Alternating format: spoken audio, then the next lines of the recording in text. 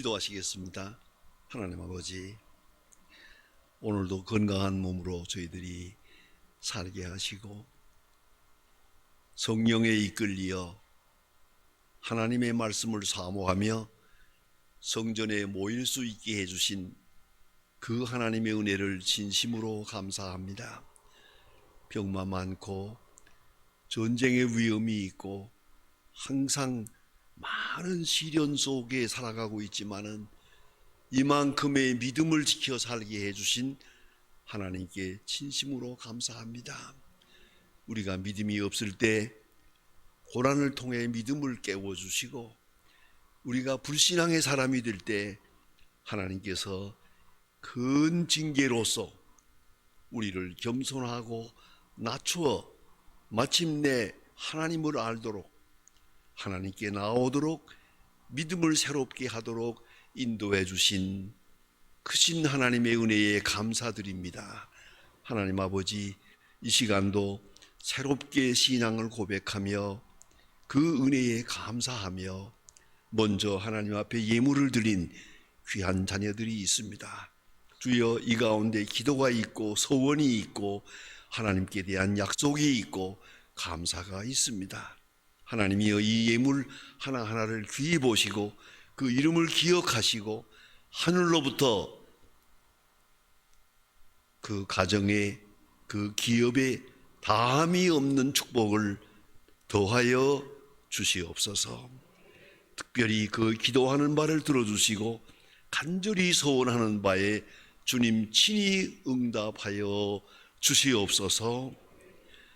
오늘도 주께서 말씀하시고 우리가 말씀을 듣고 응답하는 큰 축복이 있게 하옵소서.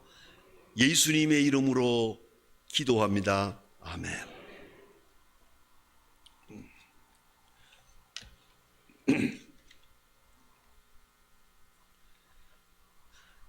아주 여러분이 잘 알고 유명한 철학자 키에르케고르의 말 가운데 아마 여러분 읽어보신 분들이 많을 겁니다. 죽음에 이르는 병, 그런 제목의 책이 있습니다. 교양서적으로서도 많이 알려진 책입니다. 죽음에 이르는 병. 그 책에서 인간이 겪는 절망에 대해서 그는 이렇게 분석하고 있습니다. 먼저 절망에 빠져 있는 줄도 모르는 절망, 이건 구제불능입니다. 여러분, 병이 들였으면 병을 알아야 합니다. 고난을 당했으면 고난의 의미를 알아야 합니다만은 내가 병든 것도 모르고 죽어가는 것도 모르고 절망하고 있다는 것 자체도 자기가 모르고 있습니다. 아마 영영 모를 겁니다. 이거는 절망입니다. 그야말로 끝입니다. 두 번째는 절망을 깨닫는 절망. 지금 세상이 암담합니다. 절망이 가까워 오고 있다는 것을 알고 있습니다. 그리고 초조해하고 불안해하고 있습니다. 절망을 알고 있는 절망. 세 번째는 절망에 대하여 자기 자신이 되려고 몸부림치는 절망. 그러니까 아주 몸부림치며 절망으로부터 벗어나려고 각방으로 애를 씁니다. 그런 절망, 이렇게 세 가지로 나누어서 말하고 있습니다. 이제 중요한 문제는 이것입니다. 절망의 반대 말은 희망이 아닙니다. 믿음입니다. 이것이 키에르케고르의 요점입니다. 다시 한번 생각해 보세요. 절망의 반대는 희망 아닙니까? 아니요. 믿음입니다. 믿음만이 절망에 대한 해답이 될 수 있다는 것입니다. 여러분, 이런 재미있는 얘기가 있습니다. 유대 사람들입니다. 유대 사람들은 좀 특별한 데가 있는데 유치원에 다니는 유대 이스라엘 그 아이들이 앉아서 아주 중요한 토론을 합니다. 하나님이 계시다 안 계시다. 어린아이들이 하나님이 있다 없다 있다 없다 이것들이 토론을 합니다. 그러니까 그 신앙이 없는 아이가 너 하나님 보았냐? 언제 만나보았냐? 어디 하나님이 있냐? 그러니까 한 어린아이가 대답합니다. 아니 하나님이 있어. 하나님 계셔. 왜? 우리 어머니가 있다고 했으니까 있어. 여러분 이 얼마나 중요한지 아십니까? 어린아이들의 믿음을 심어준 것이 누굽니까? 우리 어머니가 있다고 하는 건 있어.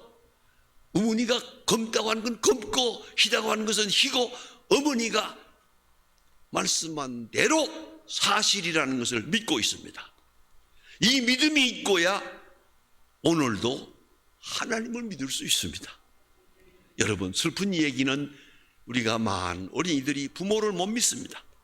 어머니를 못 믿습니다. 아버지를 믿을 수 없습니다. 한 번도 믿어본 일이 없습니다. 믿을 만한 근거가 없어요. 이제 그 일생은 어떻게 되겠습니까? 믿음이 없는 세계에 삽니다. 그게 바로 절망입니다. 믿음은 힘기워지고 자라고 열매 맺게 되어야 합니다. 조용하게 믿음이 힘기워집니다. 그리고 믿음의 사람이 됩니다. 믿을 수 있는 사람이 됩니다. 그런데 어느 시간에 믿음에서 떠나기 시작하면 절망의 수렁으로 빠져듭니다. 아무 말도 안 믿습니다. 누구 말도 믿을 수가 없습니다. 어머니의 말을 못 믿었는데 누구 말을 믿어요? 우리 아버지의 말을 못 믿었는데 누구를 믿어요? 믿음은 어렸을 때부터 이렇게 자라나게 마련인데 믿음의 씨앗이 들어가서 믿음의 사람으로 성장해야 되는데 유감스러운 것은 우리 가운데 가장 슬픈 이야기는 믿을 수가 없어요. 더 이상 믿어서는 안 돼요. 믿는다는 것은 바보스러운 일이에요. 이렇게 되면 그것이 절망이라는 말입니다. 여러분 믿음의 문제는 실존적 고민입니다. 이걸 잊지 말아야 합니다. 철학자 마틴 부버의 I am Thou라고 하는 유명한 책이 있습니다. 나와 너라고 하는 교양서가 있는데 거기에서 말합니다. 현대인에게 가장 특징적인 것은 깨어진 관계다. 깨어진 관계라는 건 불신이란 말이에요. 불신이란 말이에요. 언젠가 한번 제가 교회에서 교인을 상담하게 되었습니다. 두 내외가 부부간에 싸우다가 지금 이혼 직전입니다. 싸우다 못해서 목사님한테 가서 재판을 하자. 같이 왔어요. 내 방에 들어와서 아내는 남편을 비방하고 남편은 아내를 비방하고 서로 한 30분 동안 부부 싸움을 구경했어요. 맨 마지막에 내가 한마디 했어요.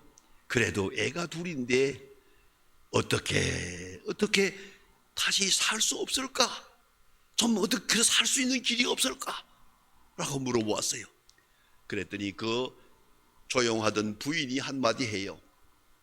있죠. 있으면 그렇게 해야죠. 이 사람이 거짓말만 안 하면 살겠습니다. 이 사람의 말을 믿을 수가 없어요. 더 이상을 믿어서는 안 돼요. 어떻게 살겠습니까? 남편의 말을 믿을 수가 없는 아내 못 삽니다. 이걸 잊지 말아야 합니다. 믿음이란 참으로 중요합니다. 모든 것보다 우선하는 것입니다. 이 아내의 말을 저는 뼈담아 듣습니다. 이 남자가 거짓말만 안 하면 살겠습니다 그래요. 거짓말만 안 하면. 이 남편의 말 한마디도 제가 믿을 수가 없어요.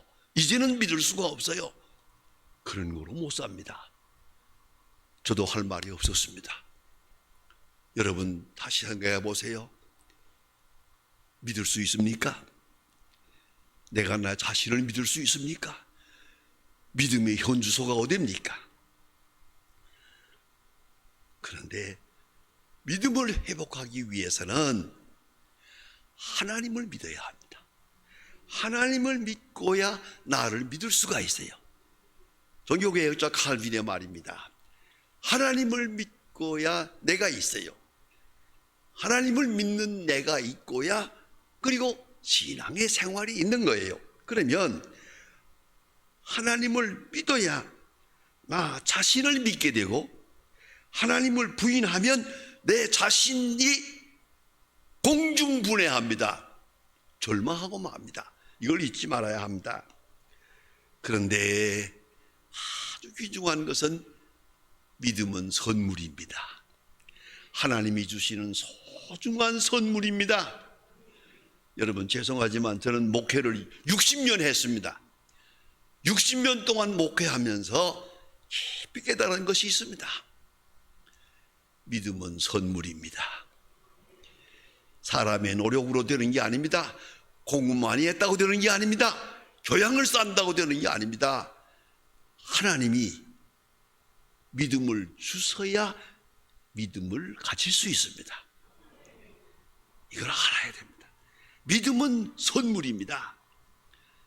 내가 사람을 믿는 것도, 내 자신을 믿는 것도 하나님의 선물입니다. 소중한 선물이요. 하나님이 내게 믿음을 주실 때 비로소 믿음의 씨앗이 내게 심기워지고, 그때부터 믿음이 조금씩 자라나게 됩니다. 그래서 데살로니가 후서 3장 2절에 보면 믿음은 모든 사람의 것이 아니니라 라고 사도 바울은 말합니다. 전도했습니다. 평생 전도하고 다니고 있습니다. 그러나 사도 바울의 마지막 고백은 이겁니다. 전도한다고, 전도를 들었다고, 설교를 들었다고, 교회에 나온다고? 아니요. 믿음은 하나님의 선물이요. 하나님이 선물을 주실 때만 믿음을 가질 수 있다는 거예요. 이 신비로운 진리를 사도 바울은 일찍이 갈파하고 있습니다. 저는 목회 생활에서 느꼈습니다. 똑같이 설교합니다. 똑같이 만납니다. 똑같이 상담합니다. 똑같이 권면합니다. 그런데 똑같은 환경인데 이 사람에겐 믿음이 있고 이 사람의 믿음이 없어요. 왜 그럴까요? 하나님의 선물이요. 칼빈대로 말하면 택한 백성에게 주시는 선물이요. 여러분, 믿어지면 하나님의 택한 백성의 증거인 줄을 알고, 영영 믿어지지 않으면 그건 도리가 없는 거예요. 칼빈대로 말하면 버리원 자라는 걸 잊지 말아야 합니다. 심판받은 심령이라는 걸 알아야 합니다. 믿음 아주 소중한 것입니다. 성경을 읽어요? 믿어줘야죠. 기도해야죠? 믿어야죠. 생활하는데 믿어야죠. 믿음. 이 믿음은 하나님이 주시는 선물입니다. 믿음을 받고 보면은 축복 아닌 것이 없어요. 은혜 아닌 것이 없어요. 여길 봐도 하나님의 역사요, 저길 봐도 하나님의 축복이요, 이것도 하나님의 은총이요. 모든 것이 오 하나님, 항상 감사하게 되는 거예요. 그러나 믿음을 지워놓고 믿음 없는 사람으로 보면은 이것도 망조요, 저것도 망조요, 이것도 죽일 놈이요, 저것도 죽일 놈. 보세요. 깜깜한 세상이에요. 오직 믿음. 그런데 이것은 하나님이 주시는 선물입니다. 히브리서 11장 9절에서 말합니다. 믿음 없이는 하나님을 기쁘시게 못하나니 하나님께 나간 자는 그가 계신 것을 믿어야 할지니라. 그렇습니다. 믿음 없이는 하나님을 기쁘시게 못한다. 여러분, 사람을 서로 기쁘게 할 수 있는 게 뭡니까? 믿음이죠. 전적으로 믿는 것, 그보다 더 좋은 게 없어요. 그보다 더 행복한 게 없어요. 그런데 가장 불행한 게 뭐냐? 많이 쳐다보면서 믿지 않는 거예요. 내가 너를 어떻게 믿어? 내가 너를 왜 믿어? 세상에 믿을 놈이 어디 있어? 이 사람은 불행한 사람이요. 세상에 믿을 놈이 없다. 그 사람은 벌써 저주받은 사람이에요. 얼마나 불행합니까?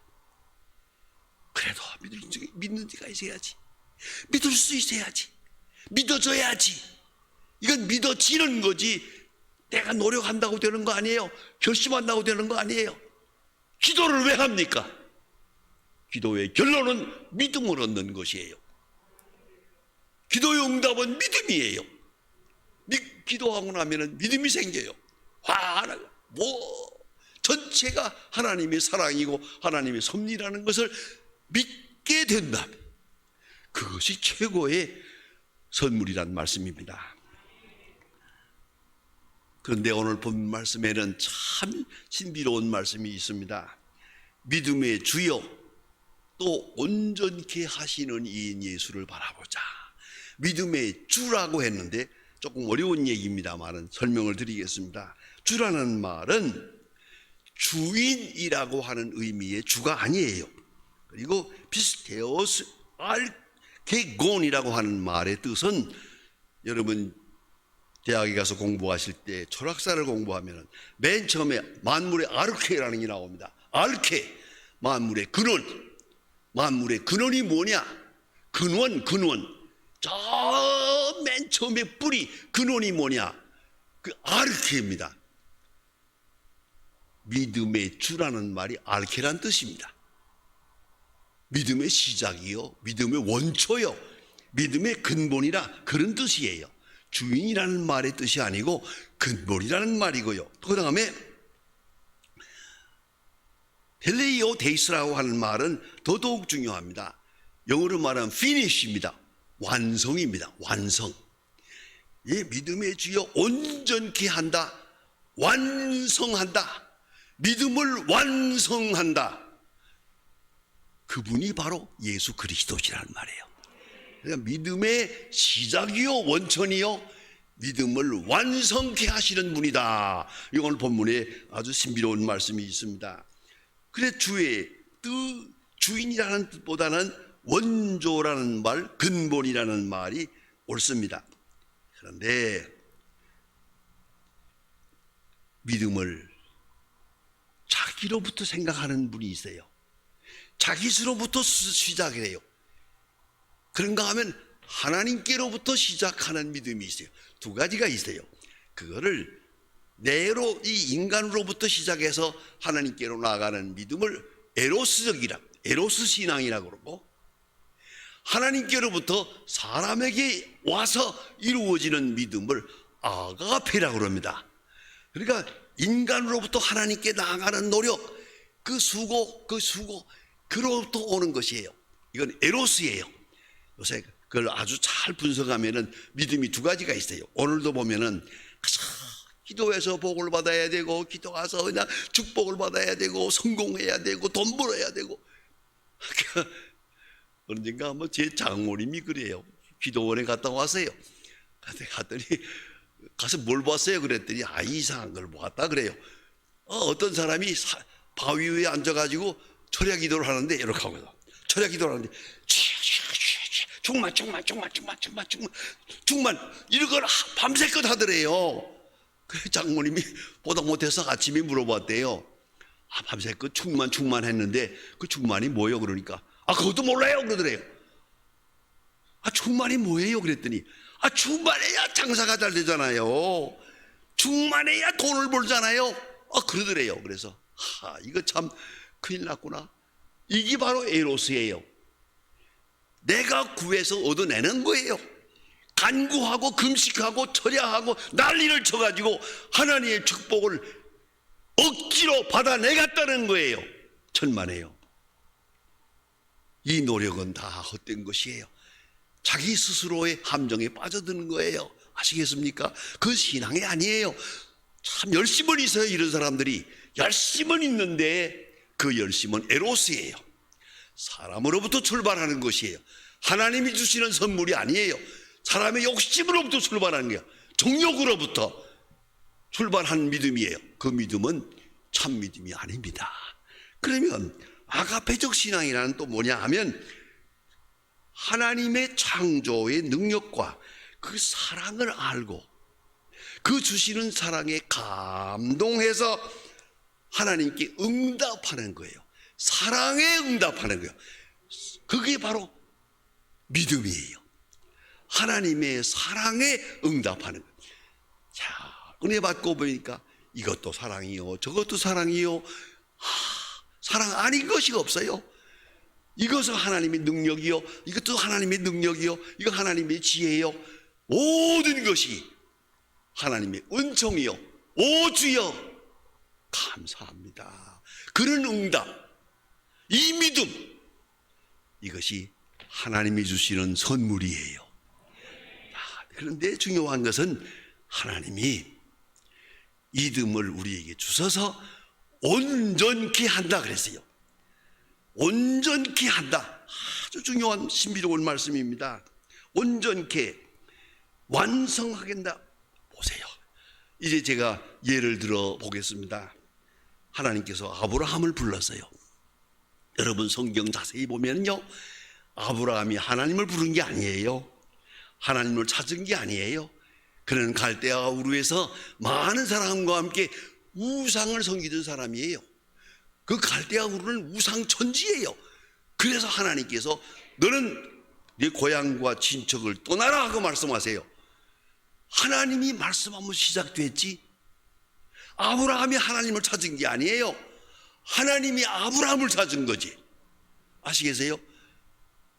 아브라함이 하나님을 부른 게 아니라 하나님이 아브라함을 불렀어요. 아브라함아. 여기에 아브라함이 응답합니다. 그것이 바로 축복이에요. 그것이 믿음이에요. 아브라함의 믿음을 하나님이 주신 거예요. 그래서 고향을 떠나게 합니다. 자, 이렇게 해서 믿음의 사람으로 출발합니다만은 어디 그래서요, 저 가나안 땅에 갔을 때 거기까지는 잘했는데, 아니 하나님이 주신 약속의 땅에 살고 있는데 흉년이 들어요. 비가 오지 않아요. 흉년이 드니까 보따리 싸가지고 애굽으로 가세요. 하나님께 물어보지도 않고 약속의 땅을 버렸어요. 그래, 애굽에 가서 고생 많이 했지요. 잘못하면 마누라 잃어버릴 뻔했어요. 잘 아시잖아요. 그런데 보세요, 하나님께서 아브라함을 다시 돌아오게 하세요. 하나님의 긍휼이 거기에 있어요. 이렇게 인도하지 않습니까? 그렇죠. 그런가 하면 하나님께서 아브라함에게 말씀하신 것이 뭡니까? 이 땅을 너에게 주마. 가나안 땅을 내게 준다. 또 하나가 있어요. 내게 자손을 주겠다. 자식을 주마. 하늘의 별처럼 바다의 모래처럼 자식을 주마 했는데, 그때가요, 고향을 떠날 때가, 그 말씀 들을 때가 75세예요 벌써. 지금으로 말하면 늙은이에요. 그런데 하나님께서 아들을 준다 그래요.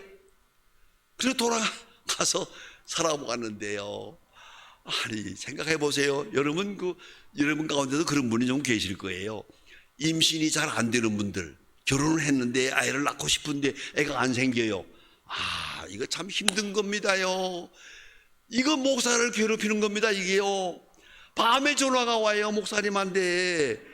아이가 안 생깁니다. 또 실패했습니다. 또 실패했습니다. 목사님 기도해 주세요.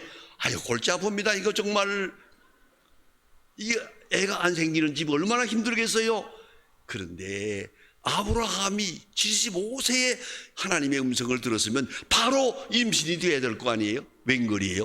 14년이 지나가도 안 생겨요. 벌써 아내는 단산을 했어요. 벌써 폐경을 해버렸단 말이에요. 이걸 애 못 낳는 거 아니에요. 인간적으로 끝난 거 아니에요. 그래서 부부간에 약속을 해요. 아무래도 우리가 하나님의 음성을 잘못 들은 것 같은데, 그저 밭은 다르지만 종자는 같으니까, 그래서 내 몸종을 줄 테니까 몸종을 통해서 애를 만들라고.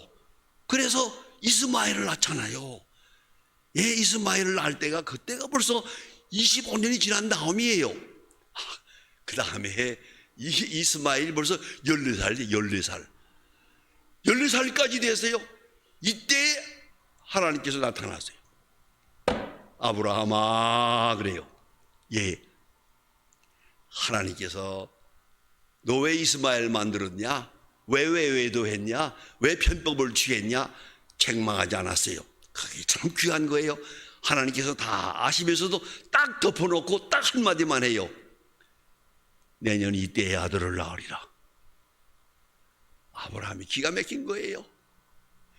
내 아내는 벌써 단산했는데, 아니 25년 전에 그 말씀하셨는데 왜 하필이면 이제 와서 말씀하는 겁니까? 인간으로서는 그렇게 안 되죠. 그렇잖아요. 25년 전에 이제 와서 내년 이때에 아들을 낳으리라 합니다. 제가 이 장면을 저 필라델피아에 갔을 때 한번 연극으로 하는 걸 보았어요. 연극을 하는데 아주 제트를 잘해놓고 연극을 하는데 참 잘합니다요. 그 하나님께서 전사가 나타나가지고 내년 이때에 아들을 낳으리라 그래요. 아브라함이 기가 막힌 거예요. 아브라함의 속으로 중얼거려요.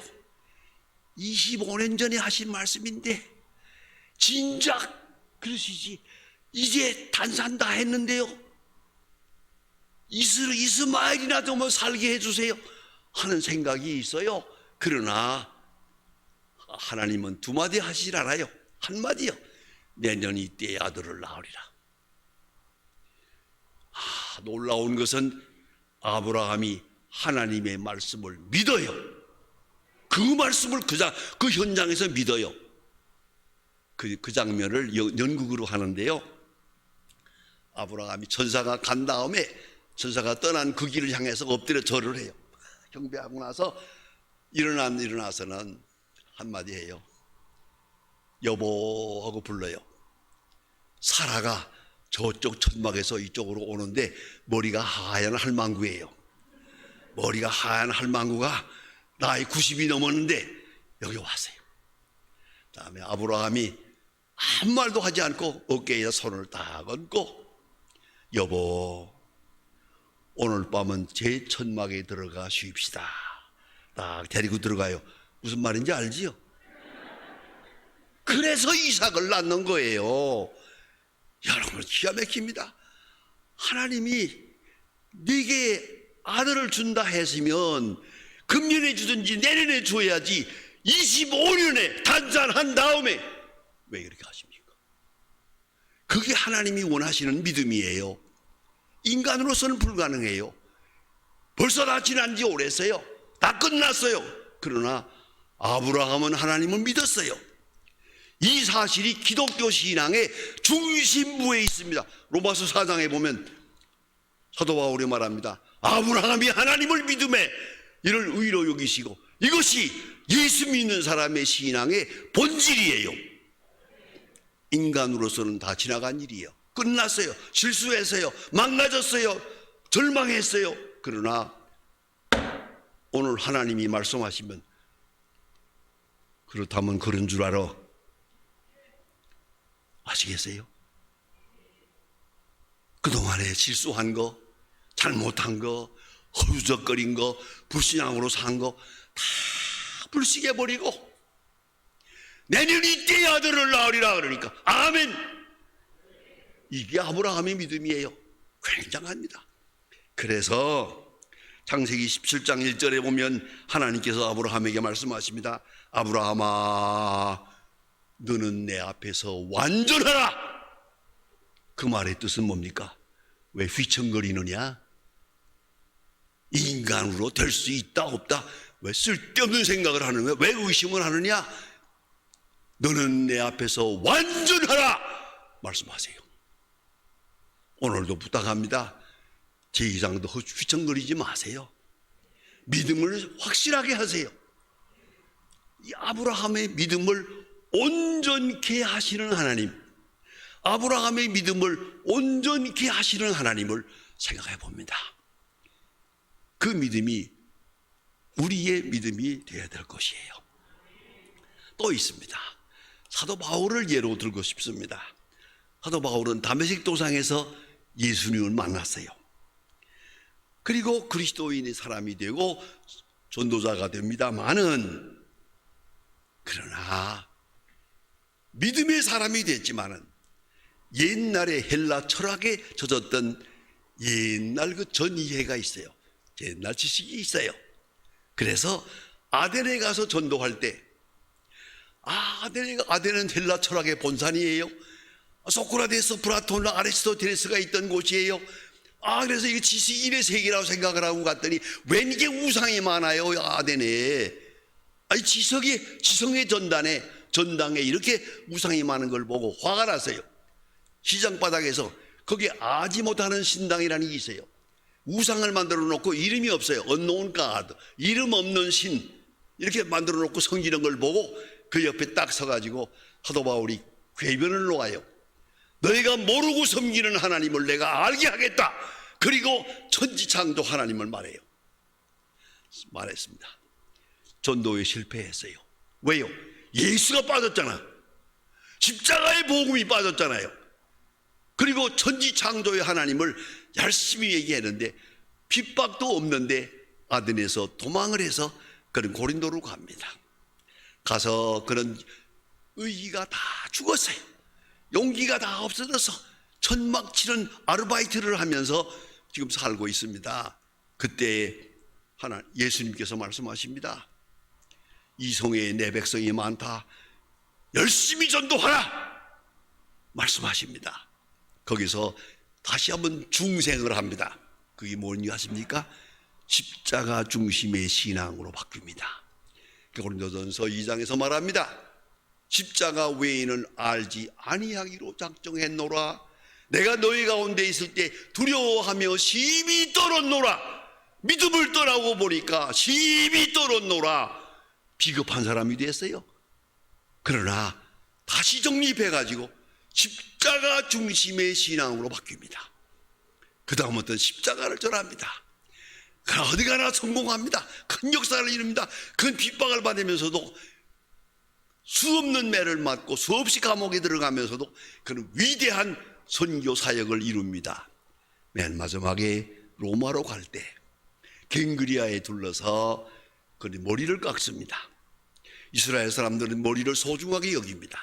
그래서 이렇게 머리가 길죠. 여자들처럼 그렇게 하는 사람들인데 머리를 잘라버렸어요. 이건요, 비상한 결심을 말하는 겁니다. 마치 죽음과 같은 경험을 말하는 것입니다. 그 뜻은 아무도 모릅니다. 그러나 저는 좀 알 것 같습니다.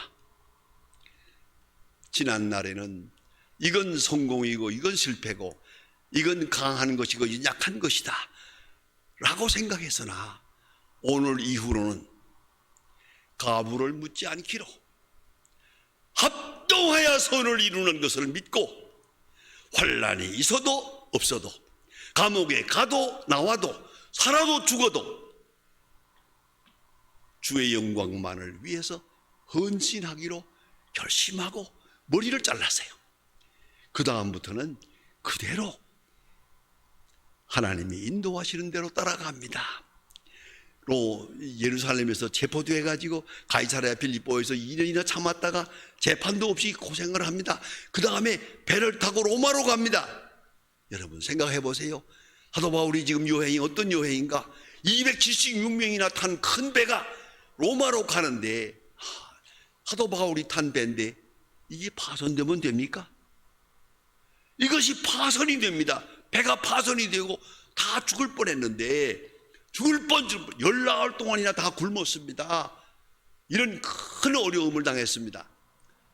그리고 나서 깨달은 바가 있어요. 왜요? 이 환난과 고난 속에서 여기 있는 모든 배에 탔던 사람들이 사도 바울이 하나님의 사람임을 알게 됩니다. 아시겠습니까? 이분은 죄수의 몸이지만은 하나님의 사람이요, 하나님이 보내신 천사요, 하나님이 보내신 사도라는 것을 깨닫게 됩니다. 그 로마에 가니까 이 276명이 전부 사도 바울 전도사가 돼요. 이번에 배 타고 오면서 보았는데 사도 바울이라는 그 조그만 사람, 그 위대한 종이요, 하나님의 종입니다. 선전을 해요. 그래서 대로마 교회가 설립되게 됩니다. 보세요. 하나님이 하시는 오묘한 일을 이제 무슨 가부를 말하겠습니까? 이제 그걸 믿는 것이에요. 실패하는 가운데 하나님은 역사하고 병드는 가운데 역사하고 그렇습니까? 사도 바울은 특별히 육체의 가시 가탄의 사자라고 하는 간질병이 있는 사람이에요. 그럼에도 불구하고 하나님께서 함께 역사하는 걸 느꼈어요. 놀라운 은혜를 보았어요. 그리고 풍란과 환란과 고난 속에서 하나님의 위대한 역사가 성공적으로 이루어지는 걸 보았어요. 그래서 믿음을 가지게 돼요. 엄청난 믿음, 위대한 믿음, 만사 형통하는 믿음, 그 믿음. 그래서 위대한 사도로 오늘까지 우리가 기억하고 있지 않습니까? 이걸 깊이 생각해야 합니다. 이 모든 믿음을 누가 만든 겁니까? 하나님이 키워주시는 거예요. 여러분 건강하세요? 좋아요. 죄송하지만 건강할 때보다 병들 때가 믿음이 더 좋아요. 성공해요? 성공할 때보다 실패할 때가 믿음이 좋아요. 여러분 칭찬받는 거 좋아하세요? 아니요. 그건 교만해집니다. 오히려 굴욕을 당할 때가 더 확실한 믿음에 살 수 있어요.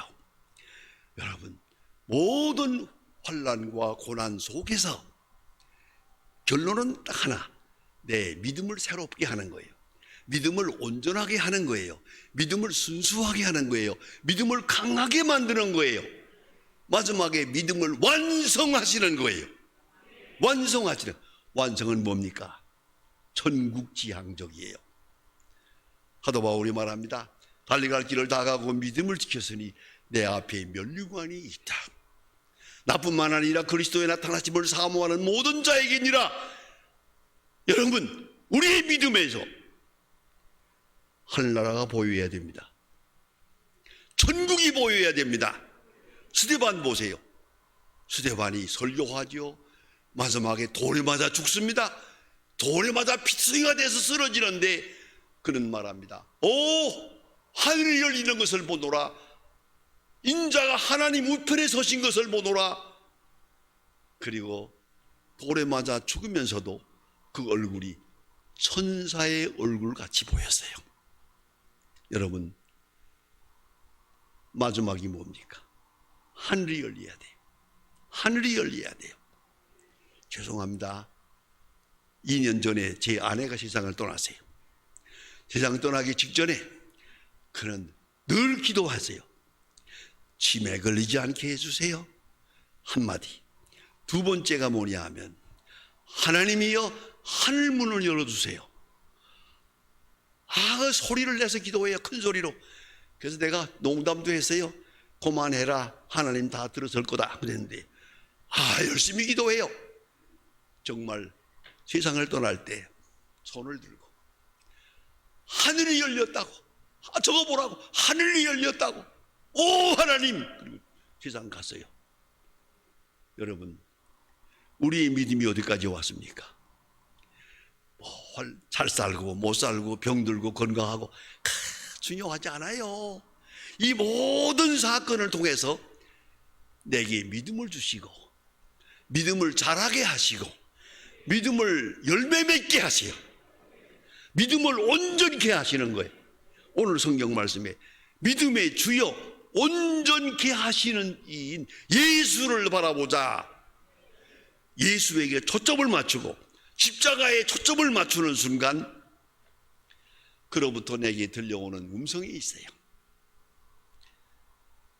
내 아버지 집에 거할 곳이 많도다.